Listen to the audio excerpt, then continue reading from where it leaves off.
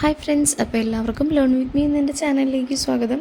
LP UP syllabus base ചെയ്ത ക്ലാസ്സുകളാണ് ഇതിലൂടെ ചെയ്തുകൊണ്ടിരിക്കുന്നത്. എല്ലാവർക്കും ഉപകാരപ്രദമാവുന്നുണ്ടെന്ന് വിശ്വസിക്കുന്നു. അപ്പോൾ ഈ ചാനൽ ആദ്യമായിട്ട് കാണുന്നവരാണെന്നുണ്ടെങ്കിൽ ലൈക്ക് ചെയ്യുക, സബ്സ്ക്രൈബ് ചെയ്യുക, അഭിപ്രായങ്ങൾ കമൻ്റായിട്ട് രേഖപ്പെടുത്തുക. കൂടാതെ തൊട്ടടുത്തുള്ള ബെല്ലൈക്കണും കൂടെ പ്രസ് ചെയ്യുക, ഓൾ സെലക്ട് ചെയ്യുക. അപ്ഡേഷൻസ് നിങ്ങൾക്ക് നോട്ടിഫിക്കേഷൻസ് ആയിട്ട് ലഭിക്കുന്നതായിരിക്കും. അപ്പോൾ നമുക്ക് ക്ലാസ്സിലേക്ക് പോകാം. അപ്പോൾ സിലബസിലെ രണ്ടാമത്തെ ടോപ്പിക്കായിട്ടുള്ള കേരള നവോത്ഥാനം, അതിൽ തന്നെ ആദ്യത്തെ നവോത്ഥാന നായകനായിട്ടുള്ള വൈകുണ്ഠസ്വാമികളെ പറ്റിയിട്ട് പഠിക്കാം. വൈകുണ്ഠസ്വാമികൾ 1805 മാർച്ച് 12 കന്യാകുമാരിയിലെ സ്വാമിത്തോപ്പിലാണ് അദ്ദേഹം ജനിച്ചത്. അദ്ദേഹത്തിൻ്റെ പിതാവ് പൊന്നുനാടാർ, മാതാവ് വെയിലാളമ്മ, ഭാര്യ തിരുമാലമ്മൾ. അദ്ദേഹം അന്തരിച്ച വർഷം 1851 ജൂൺ 3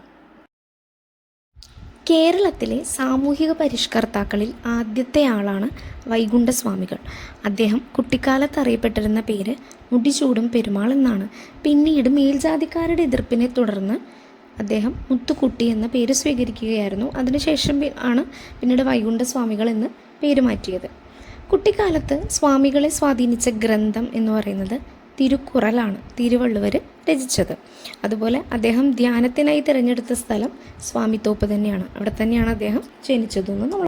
അതുപോലെ ഊഴിയം, വിരുത് തുടങ്ങിയ സമ്പ്രദായങ്ങൾ അവസാനിപ്പിക്കാൻ സ്വാമികൾ നിവേദനം കൊടുത്ത രാജാവാണ് സ്വാതി തിരുനാൾ. ഊഴിയം, വിരുത് എന്ന് പറയുന്നത് പണ്ടത്തെ ജന്മി സമ്പ്രദായങ്ങളാണ്.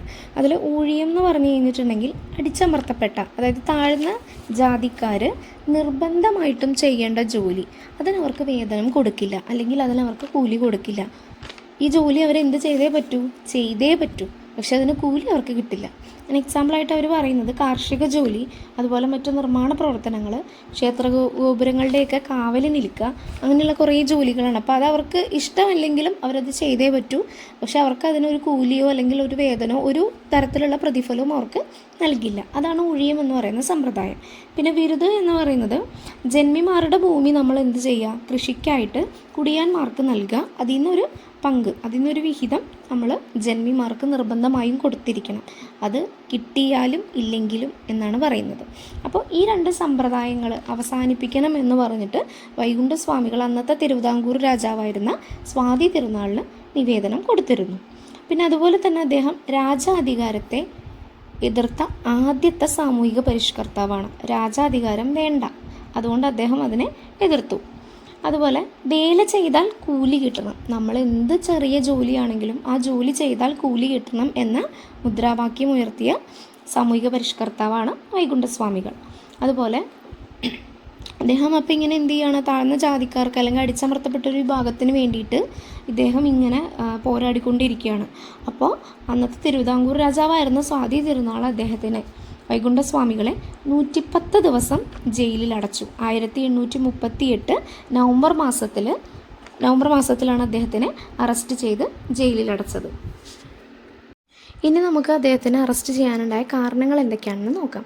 ജാതി വിവേചനത്തിനെതിരെ പ്രവർത്തിച്ചു, സവർണ മേധാവിത്വത്തിനെതിരായ വെല്ലുവിളി, സമൂഹ പന്തിഭോജനം അഥവാ പന്തിഭോജനം അദ്ദേഹം നടത്തി, ജാതി മത ഭേദമന്യേ എല്ലാവരെയും ഒരുമിച്ചിരുത്തി ഭക്ഷണം നൽകി.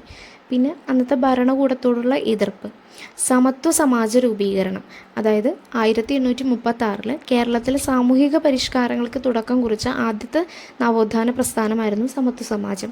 പിന്നെ ശുചീന്ദ്രം ക്ഷേത്രത്തിലെ രഥത്തിൻ്റെ കയർ സഹപ്രവർത്തകരുമായി ചേർന്ന് വലിച്ച് ആചാരലംഘനം നടത്തി. അപ്പോൾ അന്നത്തെ കാലത്ത് ഈ ജാതി മത വർണ്ണ വിവേചനം ഭയങ്കരമായിട്ട് നിലനിന്നിരുന്ന കാലമായിരുന്നു. അപ്പോൾ ഇതിനെതിരായി അദ്ദേഹം പലതരത്തിലാണ് അദ്ദേഹം വെല്ലുവിളികൾ നടത്തിയതും അല്ലെങ്കിൽ അതിനെതിരെ പ്രവർത്തിച്ചതും. അപ്പോൾ ഈ കാരണങ്ങളൊക്കെ കൊണ്ടാണ് അദ്ദേഹത്തിന് 1838 നവംബറിൽ അറസ്റ്റ് ചെയ്ത് 110 ദിവസം പിന്നെ ജയിലിലടച്ചത്. അന്നത്തെ തിരുവിതാംകൂർ രാജാവായിരുന്ന സ്വാതി തിരുനാളാണ് ഇദ്ദേഹത്തിനെ ജയിലിലടച്ചതെന്ന് പറഞ്ഞു. അപ്പോൾ ഈ സ്വാതി തിരുനാളിൻ്റെ ഗുരുവായിട്ടുള്ള തൈക്കാട് അയ്യ, അദ്ദേഹം തന്നെയാണ് സ്വാമികളുടെ ശിഷ്യനും.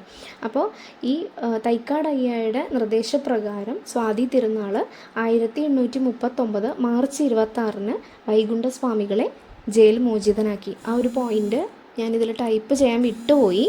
അപ്പോൾ അതെല്ലാവരും ഒന്ന് നോട്ട് ചെയ്ത് വയ്ക്കുക കേട്ടോ. പിന്നെ അദ്ദേഹം പറഞ്ഞ മഹത് വചനമാണ് ജാതി ഒന്ന്, മതം ഒന്ന്, കുലം ഒന്ന്, ദൈവം ഒന്ന്, ലോകം ഒന്ന്, മനുഷ്യന്. അപ്പോൾ അതൊന്ന് ഓർത്ത് വയ്ക്കുക. പിന്നെ പ്രധാന കൃതികളാണ് അഖിലത്തിരുട്ട് അമ്മാനെ, അരുൾനൂൽ. ഈ 2 കൃതികളും ചിട്ടപ്പെടുത്തിയത് അദ്ദേഹത്തിൻ്റെ മറ്റൊരു ശിഷ്യനായ ഹരിഗോപാലനാണ്. ഈ 2 കൃതികളുടെയും ആശയം എന്ന് പറയുന്നത് അയ്യാവഴിയാണ്. അയ്യാവഴി എന്താണെന്ന് നമുക്ക് അടുത്ത സ്ലൈഡിൽ പറയാം. പിന്നെ സ്വാമികൾ ആരംഭിച്ച ആരാധനാലയങ്ങൾ അറിയപ്പെടുന്നത് നിഴൽ താങ്കൽ എന്നാണ്. ഇനി അയ്യാവഴി എന്താണെന്ന് നോക്കാം. വൈകുണ്ഠസ്വാമികൾ മുന്നോട്ട് വെച്ച ദാർശനിക ചിന്താ പദ്ധതിയാണ് അയ്യാവഴി. ഇതിൻ്റെ ലക്ഷ്യം ധർമ്മയുഗം സ്ഥാപിക്കുക എന്നതാണ്. ഇതിൻ്റെ ചിഹ്നം തീജ്വാല വഹിക്കുന്ന താമര. അതുപോലെ ഈ അയ്യാവഴി മതത്തിൻ്റെ ആഘോഷം അയ്യാ വൈകുണ്ഠ അവതാരം, കൊടിയേറ്റൂർ തിരുനാൾ. അതുപോലെ ഈ മതത്തിൻ്റെ പുണ്യസ്ഥലം ദച്ചനം, തിരുച്ചെന്തൂർ.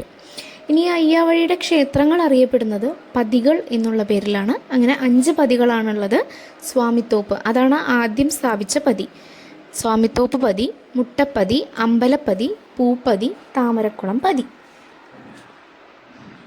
ഇനി സ്വാമികളുടെ 5 ശിഷ്യന്മാർ അറിയപ്പെടുന്നത് സീഡർ എന്നാണ്. അതായത് അവരുടെ പേരിൻ്റെ കൂടെ ഈ സീഡർ എന്നും കൂടെ ചേർത്തിട്ട്. അർജുനൻ, സുബ്ബയ്യ, പണ്ടാരം, ഹരിഗോപാലൻ, ശിവനന്ദി. ഇവരായിരുന്നു സ്വാമികളുടെ 5 ശിഷ്യന്മാർ. അതുപോലെ വൈകുണ്ഠമല സ്ഥിതി ചെയ്യുന്നത് അത്തവിള, കന്യാകുമാരിയാണ്. ചിട്ടയായതും വൃത്തിയുള്ളതുമായ ജീവിതം നയിക്കാൻ സ്വാമികൾ ആരംഭിച്ച പ്രസ്ഥാനമാണ് തൂവായിൽ പന്തിക്കൂട്ടായ്മ. അതുപോലെ എല്ലാ ജാതിയിൽപ്പെട്ടവർക്കുമായി സ്വാമികൾ നിർമ്മിച്ച കിണർ അറിയപ്പെടുന്നത് മുന്തിരി കിണറാണ് എന്നാണ്. അത് സ്വാമിത്തോപ്പ്, കന്യാകുമാരി. പിന്നെ സമ്പൂർണ്ണ ദേവൻ എന്നറിയപ്പെടുന്നു. അതുപോലെ വൈകുണ്ഠസ്വാമികളുടെ പേരിലുള്ള സംഘടന VSDP, വൈകുണ്ഠസ്വാമി ധർമ്മ പ്രചാരണ സഭ. ഇനി വൈകുണ്ഠസ്വാമികളുടെ ജന്മദിനമായ മാർച്ച് 12 പൊതു അവധിയാക്കുക എന്ന ആവശ്യവുമായിട്ട് VSDP 2014 ഒരു സമരം നടത്തിയിട്ടുണ്ട്. അതാണ് നിലവിലെ സമരം എന്ന് പറയുന്നത്. അപ്പോൾ അതിൻ്റെ ഭാഗമായിട്ട് നാടാർ സമൂഹത്തിന് നിയന്ത്രിത അവധി അനുവദിക്കുകയും ചെയ്തിട്ടുണ്ട്. പിന്നെ അദ്ദേഹം സ്വയം വിശേഷിപ്പിച്ചിരുന്നത് മഹാവിഷ്ണുവിൻ്റെ അവതാരം എന്നാണ്.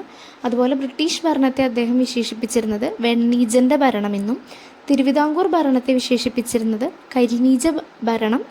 പിന്നെ അദ്ദേഹത്തിൻ്റെ പ്രധാന സംഭാവനകളാണ് ചാന്നാർ ലഹളയ്ക്ക്, അതായത് മേൽമുണ്ട് സമരത്തിന് പ്രചോദനം നൽകി, ദക്ഷിണേന്ത്യയിൽ ആദ്യമായി കണ്ണാടി പ്രതിഷ്ഠ നടത്തി, ക്ഷേത്രങ്ങളിലെ ദേവദാസി സമ്പ്രദായം എതിർത്തു. അപ്പോൾ ഇത്രയൊക്കെയാണ് വൈകുണ്ഠസ്വാമികളെ പറ്റിയിട്ടുള്ളത്. ഇതിലെന്തെങ്കിലും പോയിൻറ്റ്സിൽ ഇനി കറക്ഷനോ അല്ലെങ്കിൽ കൂടുതൽ കൂട്ടിച്ചേർക്കാനുണ്ടെങ്കിൽ നിങ്ങൾക്ക് താഴെ കമൻ്റായിട്ട് രേഖപ്പെടുത്താവുന്നതാണ്. അപ്പോൾ അടുത്ത ക്ലാസ്സിൽ കാണുന്നതുവരേക്കും ബൈ.